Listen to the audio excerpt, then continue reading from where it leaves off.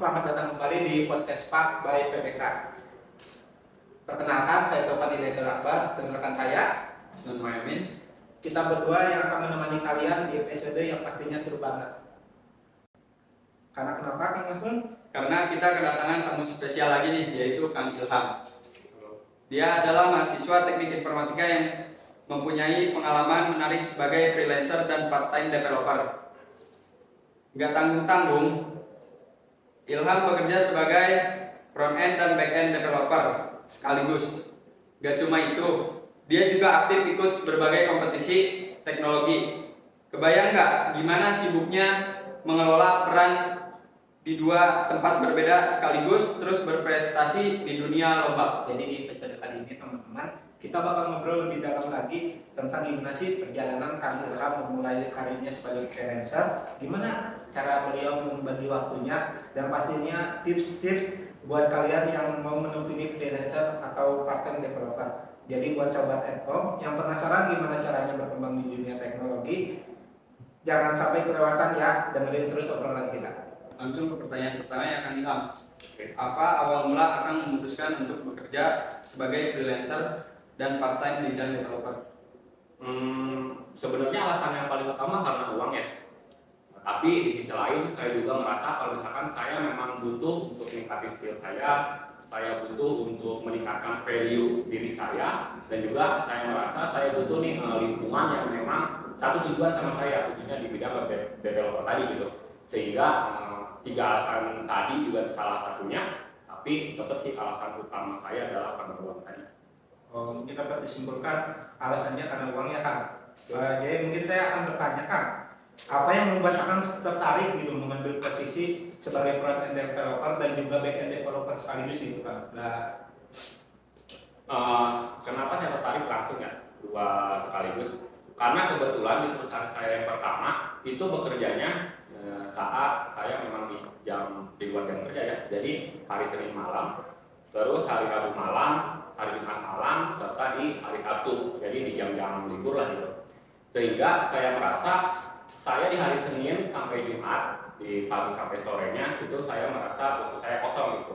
Dan saya ingin untuk meningkatkan skill saya, sehingga saya merasa bakal memungkinkan kalau misalkan memang saya bekerja lagi di tempat lain sebagai seorang part-time developer. Walaupun tentunya itu tanpa mengalami kontrak ya, karena kebetulan di perusahaan yang pertama itu tanpa kontrak gitu. Mungkin alasannya dapat disimpulkan karena fleksibilitas waktu yang kami tertarik lama di dua pekerjaan tersebut ya. Betul. Nah, ngomong-ngomong soal waktu nih tadi Kang, tapi akan pernah nggak mengalami kesulitan dalam membagi waktu antara dua proyek yang berbeda? Tadi kan sudah dijelaskan sebagai front-end developer dan juga back-end developer. Nah, untuk tugas kuliah serta kegiatan seperti PKM dan lomba-lomba yang sering akan ikuti, itu bagaimana cara mengatur waktunya Kang? Nah, karena kan kebetulan untuk yang di pekerjaan pertama itu saya di jam malam ya, dan satunya itu di hari Sabtu di libur gitu. Sehingga ketika memang di jam-jam pagi sampai sore itu saya biasanya lihat jam saya dulu. Kalau misalkan memang ada waktu, misalkan saya ada kuliah di jam pagi sampai siang, otomatis saya bekerja di sore harinya gitu. Karena kebetulan kontrak kerja saya itu di perusahaan yang kedua itu saya satu harinya 4 jam, sehingga memang sangat memungkinkan gitu. Saya sambil kuliah sambil bekerja juga. Untuk masalah PKM dan juga perlombaan, sebenarnya untuk PKM sendiri itu saya biasanya ngelakuinnya di hari Rabu. Jadi memang di luar hari Rabu saya serahkan kepada tim saya. Kenapa di hari Rabu? Karena kebetulan di hari Rabu juga saya kosong gitu, nggak ada kelas. Sehingga di hari Rabu saya melakukan PKM, dan untuk masalah perlombaan biasanya saya lakuin di hari Minggunya. Jadi setiap hari Minggu, di Minggu malam, Minggu pagi itu biasanya saya baru nyicil-nyicil buat ikut perlombaan. Oke Kang, mungkin selanjutnya Kang saya akan bertanya Kang. Jadi kan pekerjaan pasti ada deadline-nya gitu Kang, tugas juga ada deadline-nya. Mungkin bagaimana sih cara Kang menangani jika ada tugas waktu atau deadline yang berdekatan gitu antara pekerjaan dan juga tugas kuliah gitu Kang? Mungkin kalau misalkan memang ada tenggat waktu yang berdekatan, biasanya sih saya mengutamakan mengutamakan pekerjaan terlebih dahulu ya. Jadi biasanya saya mencuri waktu ketika jam kuliah kosong. Kalau misalkan memang di tempat kuliah ada jam kosong, saya biasanya mengutamakan pekerjaan terlebih dahulu yang memang menurut saya kalau misalkan ada pekerjaan yang sulit, saya lakuin pekerjaan saya terlebih dahulu. Jadi sebenarnya untuk masalah waktu cukup tidak terlalu mengganggu buat saya sendiri karena memang ya tadi pekerjaan dikerjakan saat malam hari. Kalau misalkan memang ada kuliah saya di jam siang, ya berarti di pagi hari saya bekerja. Oh, jadi mungkin Kang Ilham membagi-bagi waktunya gitu ya Kang? Nah, bisa jelasin nggak sih Kang apa perbedaan sebagai front end developer dan juga back end developer? Untuk perbedaan antara front end developer dan back end developer sendiri ya, sebenarnya sih cukup jauh berbeda ya antara front end sama back end developer sendiri. Kalau misalkan dari back end developer sendiri itu biasanya kita harus paham sama alur bisnis dari aplikasi atau software yang bakal kita bangun gitu. Kalau misalkan front end itu biasanya lebih ke interaksi, bagaimana sih kita membuat sebuah tampilan yang memang bisa diterima atau yang nyaman lah buat pengguna kita nantinya gitu. Jadi menurut saya cukup jauh, yang dimana dari segi apa yang harus dilakukan pun jauh berbeda. Kalau misalkan seorang backend developer itu kita sebagai backend itu harus tahu yang namanya alur bisnis dari aplikasi yang sedang kita buat. Kalau misalkan backend developer nggak tahu itu, ya itu bakal kacau nanti aplikasinya. Kalau misalkan seorang front end biasanya cukup bagaimana sih itu membuat sebuah desain yang memang dia membuat sama persis gitu sama desain yang udah ada. Mungkin tadi Bang Ilham sudah menjelaskan gimana perbedaannya front end developer dan juga back end developer. Mungkin berikutnya saya akan menanyakan skill pemrograman apa saja sih yang dibutuhkan biar bisa masuk ke perusahaan, Bang? Skill pemrograman. Sebenarnya sih kalau misalkan untuk skill pemrograman ya khususnya di perusahaan, skill pemrograman itu menurut saya pribadi itu ada di urutan nomor 4 yang memang harus kita utamakan. Justru 3 paling awal adalah yang pertama kita harus tahu computational thinking-nya. Gini deh, karena di beberapa pemrograman walaupun berbeda, sebenarnya logika dan apa yang dipakai itu sama-sama aja. Konsep array, konsep variabel itu sama. Yang berbeda cuma cara penulisannya saja. Sehingga sebenarnya kita harus melatih gimana cara komputer itu bekerja. Lalu yang kedua sebenarnya itu kita harus berani mengeksplor diri. Karena pengalaman saya waktu di Cinta ID, di pekerjaan pertama saya adalah ketika itu saya cuma bisa Vue.js, tetapi mereka itu pakainya adalah React.js. Nah itu kan sebenarnya dua framework yang berbeda ya, walaupun sama-sama framework JavaScript gitu. Tetapi walaupun memang sama-sama framework JavaScript, saya tetap harus belajar gitu. Bagaimana cara React.js bekerja, apa perbedaan antara React.js dan Vue.js-nya gitu. Nah, jadi kalian tetap yang kedua harus berani explore dan jangan lupa harus bisa bahasa Inggris karena memang komunikasi kan bahasa Inggris ya. Lalu yang poin yang ketiga yang memang harus kalian punya sebelum bahasa pemrograman tadi adalah communication skill. Dimana ketika saya nggak bisa waktu itu karena perpindahan dari Vue.js ke React.js, ketika saya tidak bisa, saya coba bertanya ke senior saya, ini bagaimana sih cara setidaknya bertanya best practice dari Cinta ID tersebut, gimana sih cara penulisan variabel, apakah pakai camel case atau snake case dan lain sebagainya. Itu kita harus sering-sering bertanya sih untuk itu. Nah baru yang keempat adalah bahasa pemrograman tadi. Tapi bukan berarti ketika kalian sudah bisa bahasa pemrograman nih, terus kalian punya 3 skill tadi, bukan berarti kalian main hire aja, main pengen bekerja aja, bukan berarti seperti itu juga. Tapi jangan lupa dari bahasa pemrograman ada 3 poin utama yang kalian harus punya dulu. Ya mungkin poin-poin keempat tersebut harus seimbang ya Kang ya. Betul. Nah, bagaimana sih kan menyesuaikan diri dengan tim kerja di perusahaan tersebut? Untuk cara saya menyesuaikan diri sebenarnya tidak ada hal yang spesial ya. Jadi saya menyesuaikan diri dengan cara ngobrol dan lain sebagainya. Jadi sebenarnya tidak ada hal spesial yang saya lakuin karena alhamdulillahnya adalah di kedua perusahaan tersebut saya memang dapat tim yang memang suportif dan memang baik gitu kepada saya. Bahkan kalau misalkan di Cinta ID sendiri itu ketika saya menjadi karyawan mereka, saya menjadi developer di mereka, mereka rela datang jauh-jauh dari Jakarta gitu buat ketemu saya, datang ke Kuningan, buat makan bareng, buat bonding bareng, buat sharing bareng waktu itu supaya tim kita lebih solid lagi. Jadi sebenarnya kalau misalkan untuk masalah bonding gitu sih sebenarnya alhamdulillahnya saya tidak terlalu melakukan hal spesial karena dari mereka pun sangat supportif. Ya mungkin bukan hanya Kang Ilham yang bisa menyesuaikan diri kepada perusahaan tersebut, tapi juga perusahaan tersebut menyesuaikan diri kepada Kang Ilham juga. Betul.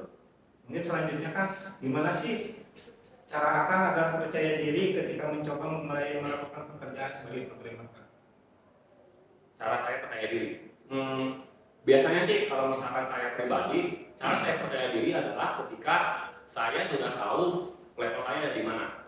Contoh sederhananya adalah ketika kalau misalkan kita mau ujian, biasanya kan kita dikasih kisi-kisi.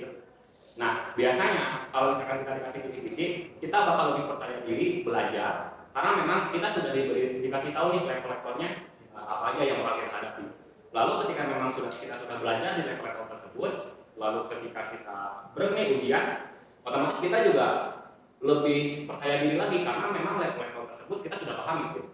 Nah, makanya cara saya percaya diri juga di dunia pekerjaan, di programming, itu juga saya percaya diri ketika saya sudah tahu level saya ada di mana. Dengan cara saya ikut perlombaan tadi. Makanya saya sering ikut perlombaan-perlombaan. Contohnya adalah ketika misalkan saya ikut lomba tingkat provinsi. Nah, misalkan saya kalah nih, otomatis diri saya sadar kalau misalkan saya belum ada di level tersebut. Sehingga saya bakal ngelakuin untuk belajar lagi, improve lagi supaya saya berada di level tersebut. Mungkin tahun depan saya ikut lagi di tingkat provinsi dengan kompetisi yang sama misalnya. Lalu saya menang, ya berarti saya sudah sadar kalau misalkan saya ada di level tersebut dan kalau misalkan ini saya bakal improve lagi supaya saya ada di tingkat nasional di tahun depan. Itu sih. Berarti Kang Ilham ini adalah seorang yang tidak gampang putus asa ya. Dia sadar diri akan kemampuannya ya, supaya dia bisa percaya diri ke depannya gitu. Apa tantangan terbesar yang akan hadapi sebagai developer dan part-time developer? Tantangan paling besar mungkin sih karena kebetulan saya bekerja itu di full time remote ya, jadi saya bekerja di rumah gitu. Tantangan terbesar yang saya rasakan sampai saat ini adalah ngerasa kalau misalkan rumah itu bukan lagi tempat istirahat saya gitu, karena ketika saya di rumah ya pikiran saya pekerjaan gitu. Itu adalah tantangan terbesarnya. Mungkin ada beberapa faktor ya, selain memang saya full time remote, mungkin karena di rumah juga saya belum punya ruangan yang memang jurusan pekerjaan gitu. Tapi untuk saat ini tantangan terbesar adalah itu tadi, saya merasa di rumah bukan lagi tempat istirahat, melainkan tempat saya kerja gitu. Rumah kan sekarang bukan lagi tempat untuk beristirahat, melainkan tempat untuk bekerja ya kan. Ya. Tapi Abang pernah nggak mengalami burnout dan bagaimana cara mengatasi burnout tersebut? Mengalami burnout pernah sih waktu itu saya ketika SMK, di mana waktu itu saya lagi ikut kompetisi LKS. Pada saat itu kebetulan karena alhamdulillahnya adalah pihak dari sekolah itu sangat suportif untuk meminjamkan laptop kepada saya, kalau nggak salah 1 minggu waktu peminjamannya. Sehingga pemikiran saya adalah gimana caranya dalam waktu 1 minggu tersebut saya bisa memaksimalkan improve skill, saya bisa memaksimalkan supaya saya bisa juara nasional pada saat itu. Itu adalah tujuan utama saya. Tetapi ternyata hamin berapa hari sebelum perlombaan, hasilnya adalah saya merasa ketika lihat pollingan udah nggak excited lagi, terus saya udah merasa capek lah. Dan hal itu pun terjadi ketika saya ikut perlombaannya. Jadi ketika lomba pun saya merasa ya udah gitu, kayak capek aja sama ngoding ini gitu. Yang alhasil karena saya burnout tadi, akhirnya kompetisi saya pun jadi kurang maksimal lah.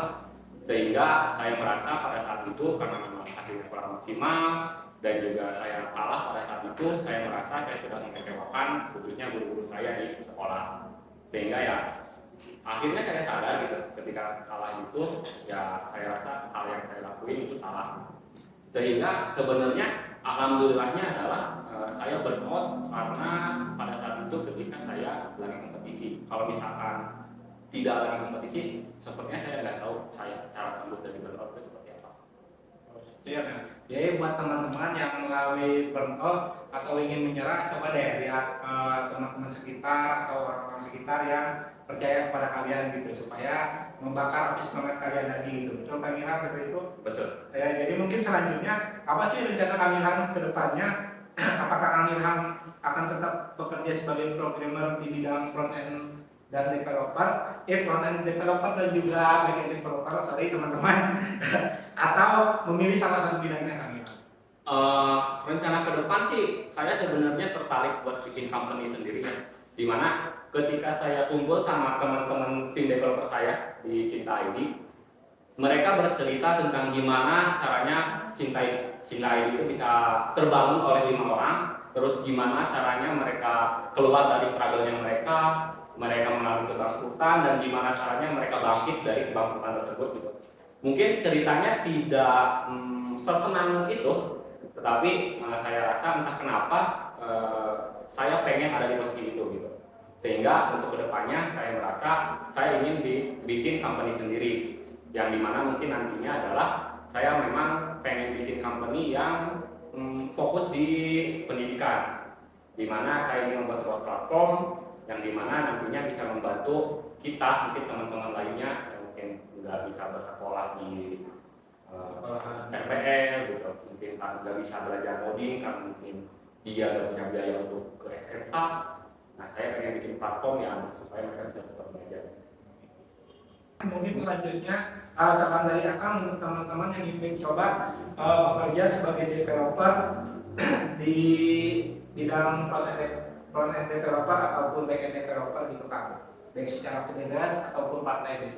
Bekerja di frontend ataupun backend ya, berarti sebenarnya kalau misalkan saran dari saya adalah kalian harus tahu dulu nih kalian itu mungkin jalannya di mana gitu. Kalian harus tahu dulu learning path kalian. Apakah kalian, kalau misalkan kalian senangnya desain, berarti kalian ke frontend lah. Kalau misalkan kalian memang pengennya mengatur alur bisnis daripada aplikasinya, itu kalian bisa ke backend gitu.